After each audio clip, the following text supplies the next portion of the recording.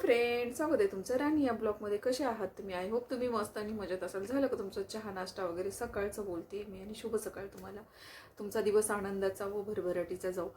तर मला वेळ भेटत नाही म्हणून ते लेट झाले, त्याबद्दल माफी असावी. मला व्हिडिओ बनवायचा होता या विषयावरती, परंतु लेट झाल्यामुळे तरी पण समजून घ्या तुम्ही नक्कीच.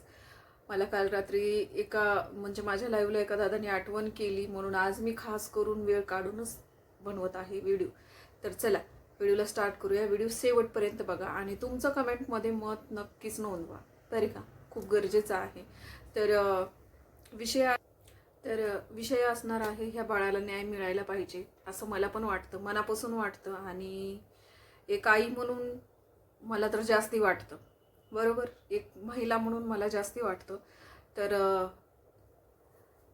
मला ना ते मालेगावमध्ये झालेल्या यज्ञ बाळासाठी 2 शब्द बोलायचे आहेत. की तिच्यासोबत जे घडलं त्याच्यात त्या निष्पाप जीवाचा काही दोष नसताना कुठला तरी राग कुठंतरी काढायचा, हे करण्यापेक्षा ना मला असं वाटतं की माणसाने राग सोडून द्यायला शिकायला हवा. एवढ्या निर्गुणपणाने एवढ्या लहान मुलांवर अत्याचार करणं, मुलीवर अत्याचार करणं आणि तिला परत दगडाने ठेचून मारणं आणि तिच्यावर अत्याचार करून तिचा जीव घेणं हे कितपत योग्य आहे? की एक छोटंसं भांडण दोघांमधलं, म्हणजे तिच्या वडिलांसोबत भांडण झालं म्हणून तो राग काढण्यासाठी हा प्रकार जो केला त्या मुलांनी, तो मुलगा पण बघितलं तर असे वाटणार नाहीये की त्या मुलाने एवढं घाण कृत्य केले. पण खरंच ह्याच्या आईनं ह्याला माणूस म्हणून जन्म दिलाय का? मला असं वाटतं की तो माणूस नाही, राक्षस आहे. आणि त्याच्या आईनं एका माणसाला नाही तर एका मानवाला नाही तर राक्षसाला जन्म दिलेला आहे. कारण ती एवढं घाण कृत्य करू शकतो असे नालायक मुलं जन्माला न घातलेली बरी, बरोबर? ह्याच्यात आई वडिलांचा दोष नसतो, पण तरी सुद्धा काहीतरी कनेक्शन असतं ना आईबापाचं. आईबापांनी चांगले संस्कार द्यायला पाहिजेत. आईबापांनी राग सोडून द्यायला शिकवायला पाहिजे. आईबापांनी कुणाचा तिरस्कार मनात ठेवू नये हे शिकवायला पाहिजे, जेणेकरून हे ना हे पुढे असे मोठे प्रकरण घडतील. राग माणसाला असावा 1 दिवसाचा 2 दिवसाचा, परंतु कुणावर तरी अत्याचार करून त्याचा जीव घेणे इतका राग नसावा. आणि ते पण खास छोट्या बाळांवरती.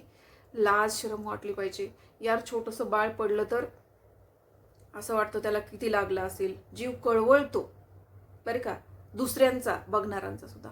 आणि काही अशी नीच आणि नालायक टाकून दिलेले सडकी लोक असतात जे एखाद्या लेकरावर अत्याचार करतात आणि अत्याचार करून त्याला संपवतात.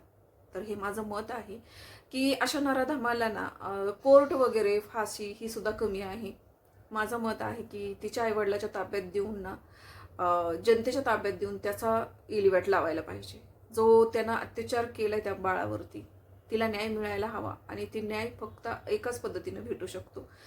एक तर त्याला एखाद्या गड किल्ल्यावरती घेऊन जाऊन लोटून देणं खाली, की जे त्याचं एवढं हाड सुद्धा नाही भेटलं पाहिजे अंत्यविधी करायला त्याच्या घरच्या लोकांना. तेव्हा त्यांना कळेल की एखाद्याच्या लेकराला ओरबडणं, चुराळणं, उमलणारं कोमल कळी चुरगळून त्याचा संपवणं, तोडणं हे किती मुश्किल असतं ना, हे तेव्हाच कळतं.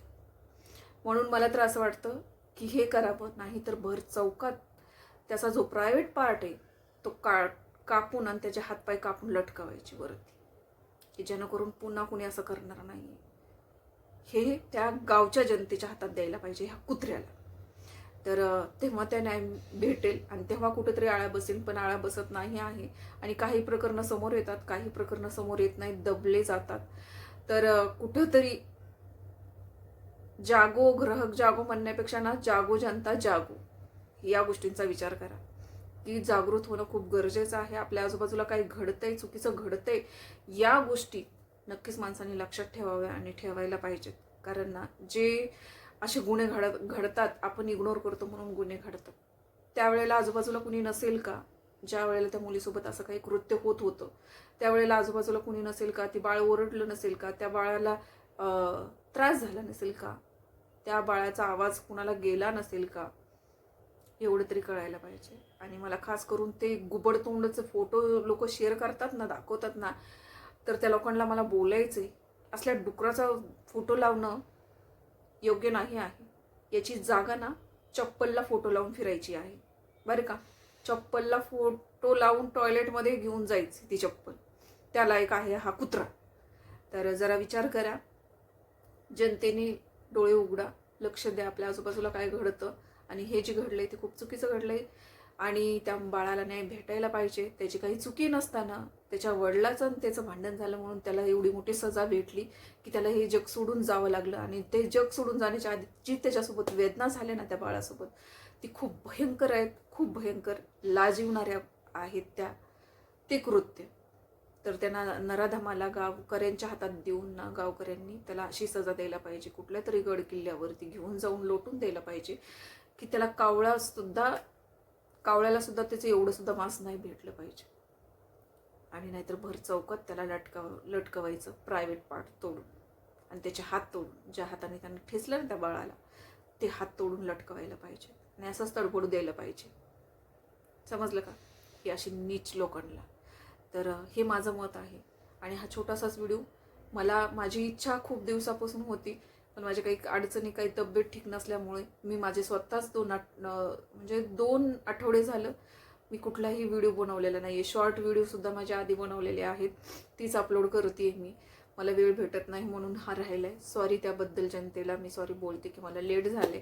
परंतु हे माझं मत आहे आणि तुम्हाला कसं वाटलं हे माझं मत नक्कीच कमेंटच्या माध्यमातून नोंदवा. आणि सगळ्यांनी प्रार्थना करा की त्या बाळाच्या आत्म्याला शांतता लाभो आणि असं परत कधी कोणासोबत होऊ नये. कारण ना खूप वेदना झाल्या असतील त्या बाळाला, समजू शकते मी. तर चला भेटूया पुढच्या ब्लॉगमध्ये. तोपर्यंत मस्त खा, स्वस्त राहा आणि आपापली काळजी घ्या. जर माझं याच्यात काही चुकलं असेल तर क्षमा असावी, परंतु हे माझं मत होतं, एक आई म्हणून, एक लेडीज म्हणून आणि एक मुलगी म्हणून. तर बाय, सर्वांनी काळजी घ्या. जर व्हिडिओ आवडला असेल तर लाईक करायला विसरू नका. लाईक करा, कमेंट्स करा, शेअर करा आणि नवीन नसेल तर चॅनलला सबस्क्राईब करायला विसरू नका. तोपर्यंत बाय बाय.